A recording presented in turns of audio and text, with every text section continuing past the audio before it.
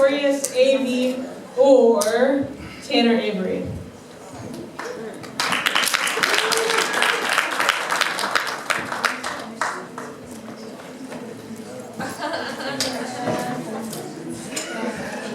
Wow, he's really tall. Can someone come lower this for me? That'd be great. Please. Please.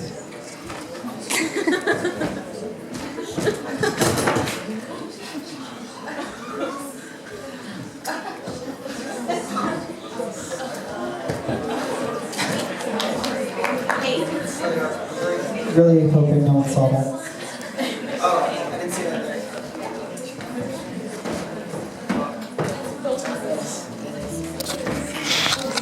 It wasn't really on it. It was off to the side. I didn't want to sit on it. I just wanted to put my drink.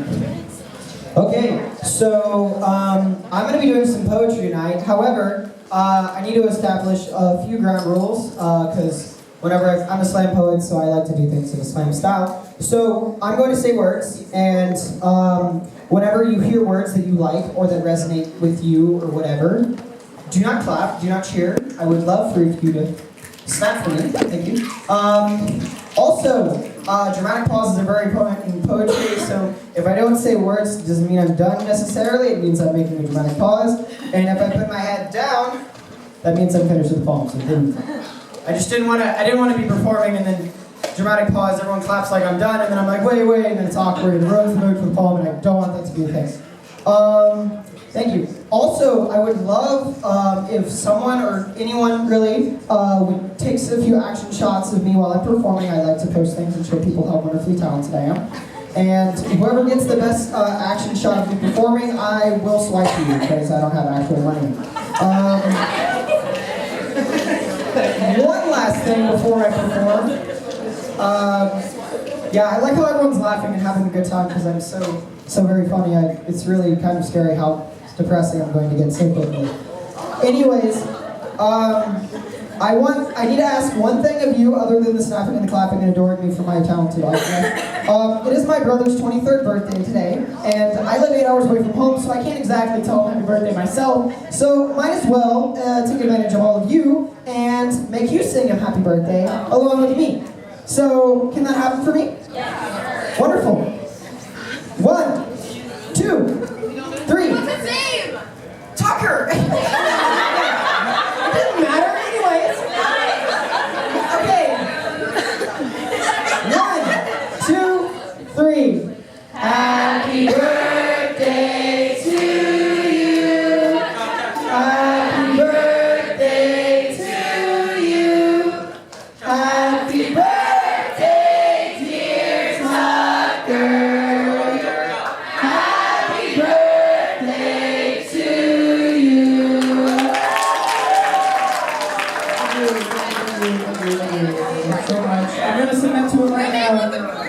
He'll probably text me in the middle of my performance.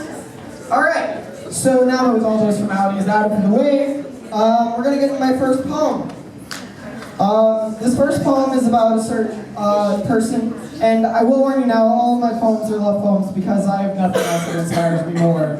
Yes, I'm very original. This first poem is called I Think of You Often. Now I find myself with a girl to be, to see, one that's on the top of the list of eligible ladies, it's Sadie's, but she wouldn't ask me, flask please, I seize these these devices devised to deliberately deal with my dilemmas. But I ask myself, what is the cause? I pause to think of all the laws that you're breaking inside of me. These fundamental thoughts I taught myself to never to stray from, to keep me safe, soft, and sound, to abound abundantly in pleasure without measure.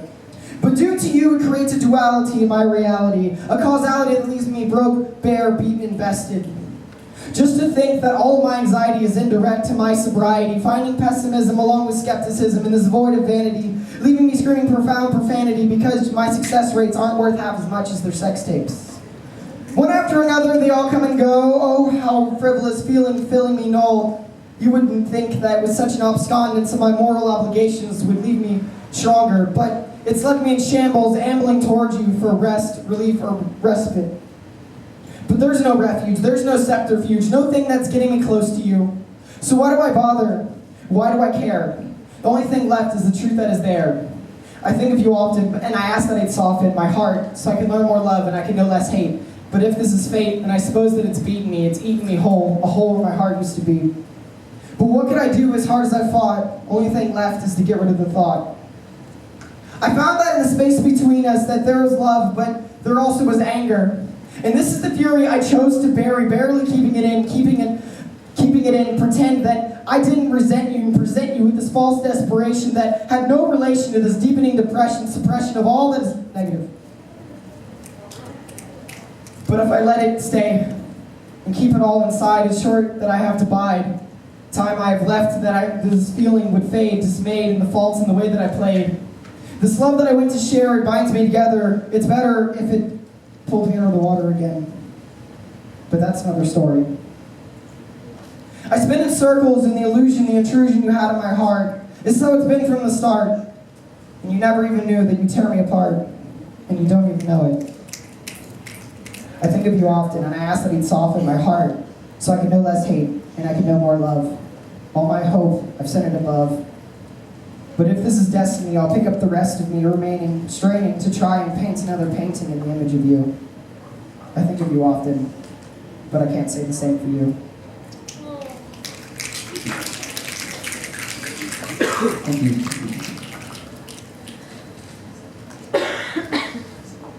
If you're wondering what I'm drinking, I won't tell you. It's a secret. This next poem is a bit of an older poem, and I still like it very much, and it's about someone that was very important in my life, and she still is, and I have another poem about her later, but that's going to be my last poem, because, you know, I'm sentimental like that. But, so this next poem is called Vida Rion. Let me tell you a story about a person I knew. You really wouldn't believe what kind of story it drew. It started out happily, but a bit haphazardly. There was quite a big eruption. Problem is, I was part of that destruction. Not fully responsible, but I plead guilty. When I look down, my hands are just filthy. Now I'm trying to fix this, the mess that you made, but I need to say something before the evening will fade.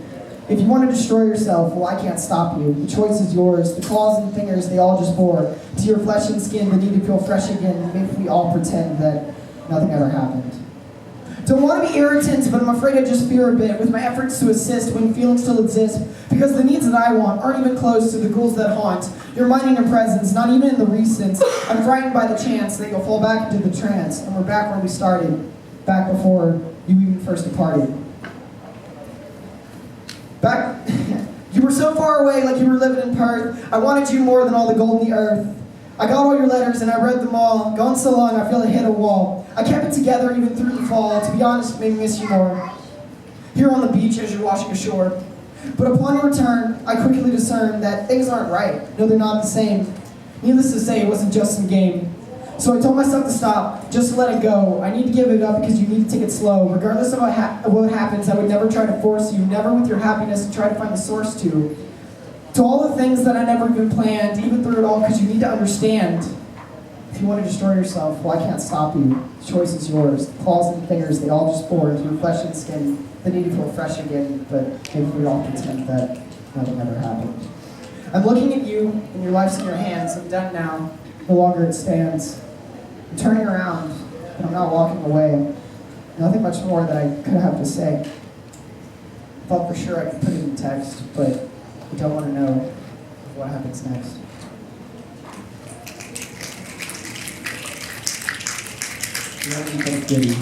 Alright, so this poem I actually finished today. I didn't write it today, I finished it today because that's my writing technique, is I write portion after portion until, this is long enough, I can perform this, then you go.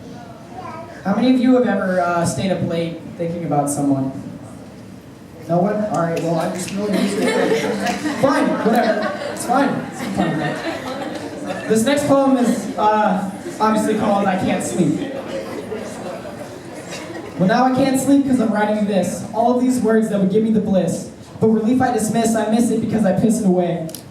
I'm writing you this so that you can hear the words loud. But I'm not allowed to feel this way. This totalitarian, this no allowed sparing me. It's sparing here is the worst. I'm writing you this because currently I can't open my mouth. It hasn't the strength. But at a far enough length, I can whisper my thoughts out, whisper it's hot out, hot enough to start a fire, but you mire me in the slightest attention. But my worsening condition, I wrote a petition for you to go away and stay away. But wait, I'm writing you this because you're halfway around the world and you could never hear me. Not there, nor would you hear. But go and come if you can read this, not in my handwriting. We wouldn't be fighting, we wouldn't be anything, a non-existent paradox across the timeline. We would never, well, we never were, but optimism poisons my personality. I'm writing you this so you are aware of my insomnia. It's a nightly ritual, a habitual habit in my hazardous habitat, that I'm seemingly fine forgetting all that would bother me normally, formally known, but then all it takes is just a thought, a reminder of the feelings would creep from the back porch I had banished them to. They come crawling back and grip me stronger than my own wishful thinking, that maybe if I thought it enough, it's tough to fix these problems and these issues on paper, the tissues. Maybe if I sleep it'll let it go. It happens to show that I've grown. But I can't sleep because I'm writing you this. All of these words that would give me the bliss, but relief I dismiss, I miss it because I piss it away.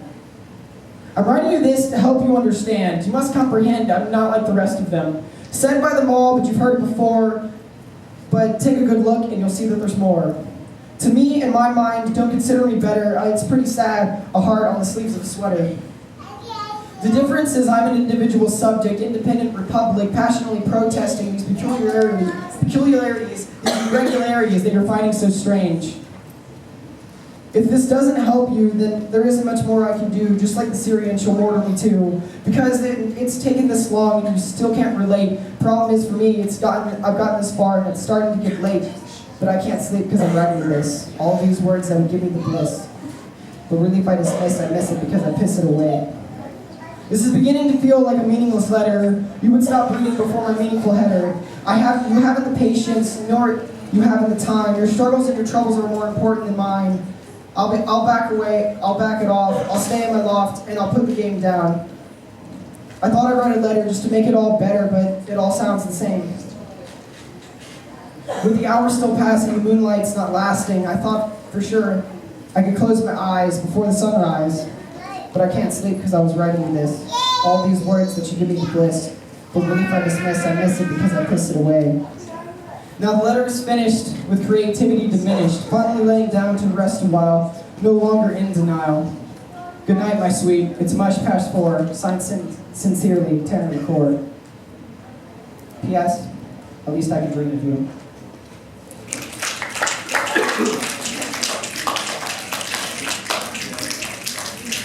All right, so does everyone remember the last poem I did, Vita Rion? No? Okay. This poem is actually a continuation on that. I'm gonna go ahead and say that. I made a couple metaphors about fire. Cool, right? This poem is called What Warmth? What is this, a flame? What kind of frivolous, fleeting fire for so little enjoyment, rather my survival, or revival of what I once thought had died? What warmth could I possibly possess from rekindling this old flame of mine, this old dame, a time a dozen? An overwhelming sense of nostalgia takes it over again and reminds me when I had thought your life had ended and I had buried my thoughts with you. I taught myself to forget to beget what I had wanted all along, but I had hope on a rope that would choke me up at times. I was too afraid to say anything, to know if it was or if it wasn't the end. Why did I do it? Do this to myself, expose myself to this light-headed euphoria before I having anyone else in mind. I wasn't kind, but I'm trying it now. But how awful must I sound trying to dissuade you and parade you before you're to forget me as well? This is just nonsensical babblings to you. You couldn't understand the feelings flourishing within me, and you haven't the patience nor the time to comprehend, but don't pretend that you don't feel anything. Please reaffirm me, assure me tonight that it'll be all right, because I don't think I can bear this blight alone. Because it's about you. I want to stop, but oh what warmth it gives me with successful satisfaction to take action and find there's attraction. But the problem being is you're still reluctant and confused with the skepticism that growing old has taught you. But God brought me here to see that it's all possible for things to regenerate, exonerate, forgive, and agree that it's not too late. But wait, you still want a reason. But if you must know, this is my woe. I'd rather burn alive than to freeze to death. You're still perplexed and quite vexed that I would bother to text you on the notion and the emotion that you would be there. You won't understand because it all took 4 years, 5 tries, and 6 regrets that I've thought it through and it was clear. You were the 1001 piece of metal material that Thomas Edison used to invent the light bulb to make illumination and find elation in our relations. Sure, it was hot, and it may have burned me had I stared any longer. But this was it. This feeling that was frightening me for so long finally made clear to me, that this is how lovers were supposed to feel. Of the 435,456,000 seconds of my existence, how could I have imagined that these first few moments could be so monumentally marvelous? But you aren't real, and you never existed. But the thought of persisted to these mental gymnastics that I enlisted. But what warmth? It'll never work. Never will it happen. I saw you in a dream, but only when I was napping. But what warmth? I'm just so selfish, so self-centered that I would tear you apart just to know that you're a winner, a sinner that I had become. But what warmth? My mind and heart had created this calamity, making such a scene and expecting to get amnesty. But what warmth?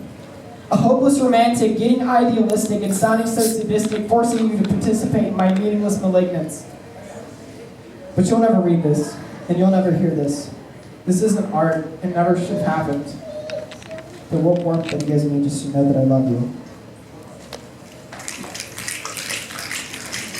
That's all the poems I have. Thank you for listening.